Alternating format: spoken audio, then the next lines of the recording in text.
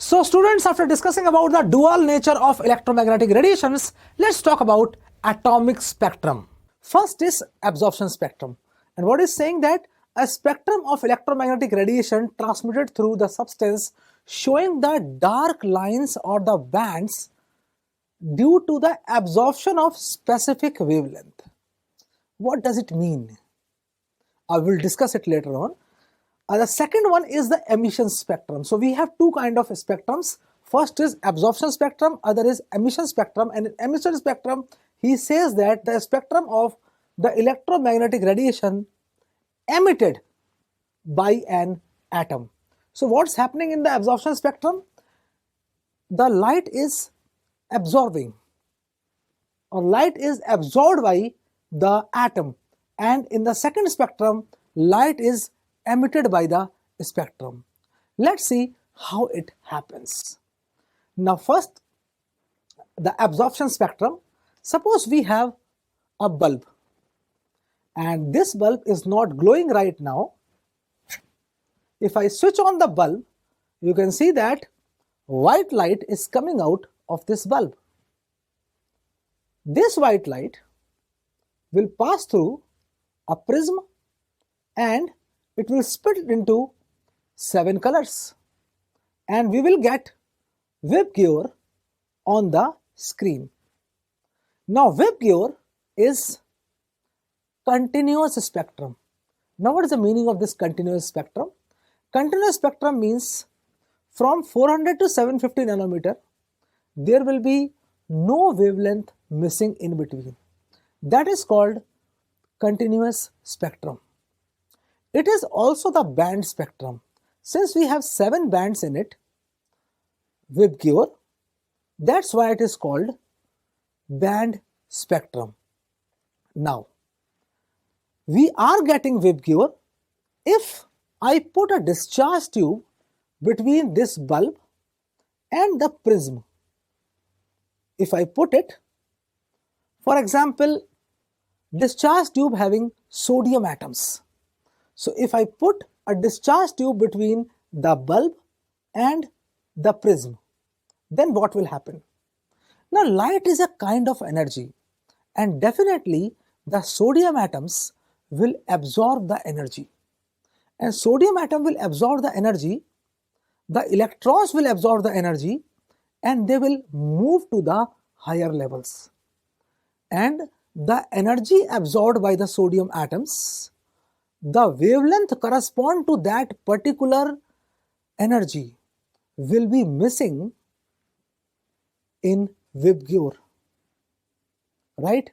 And in the case of sodium, there are 2 wavelengths which are missing, which we don't see, and those wavelengths are 589.6 nanometer and 589 nanometer.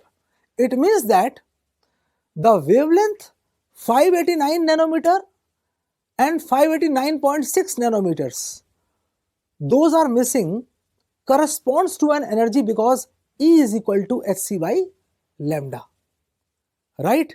H is a constant, C is also constant, but energy depends on wavelength.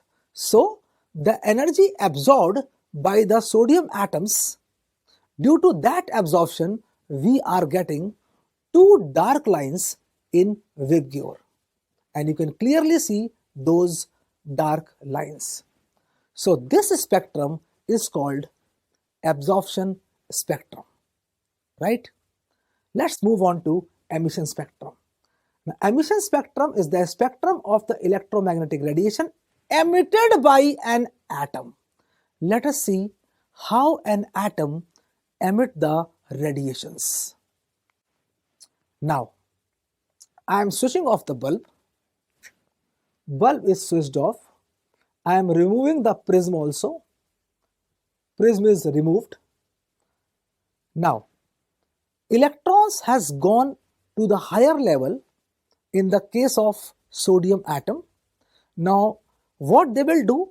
They will lose their energy and they will come back. And as per the law of the conservation of energy, whatever energy they have absorbed, they will lose same type of energy.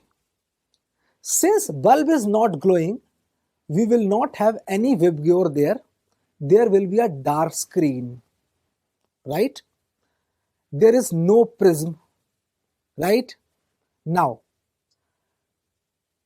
the sodium atom, the electrons present in the sodium atom are coming back to their initial stage, or they are releasing energy and their energy is decreasing since they are not getting any energy from light source, which was a bulb, right?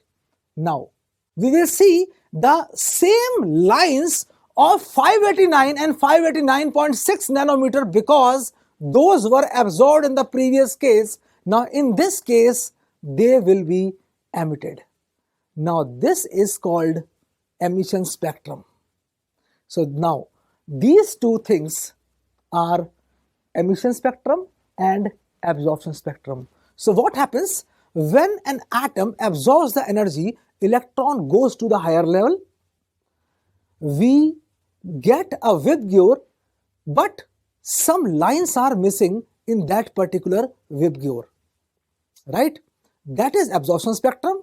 And when electrons comes to the lower states, then they emit some energy, the same type of energy that they have absorbed in the case of absorption spectrum, and we get emission spectrum in that particular case.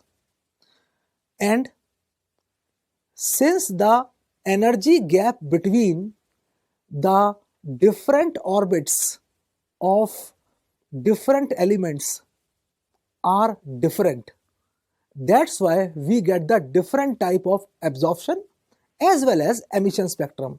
So we can say that these absorption and emission spectrum are fingerprints of atoms.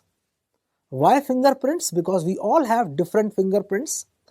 Therefore, or we can say that these elements will have different type of atomic spectrum, whether it is absorption spectrum or it is emission spectrum.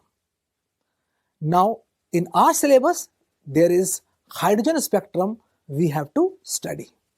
Let's discuss about the hydrogen spectrum.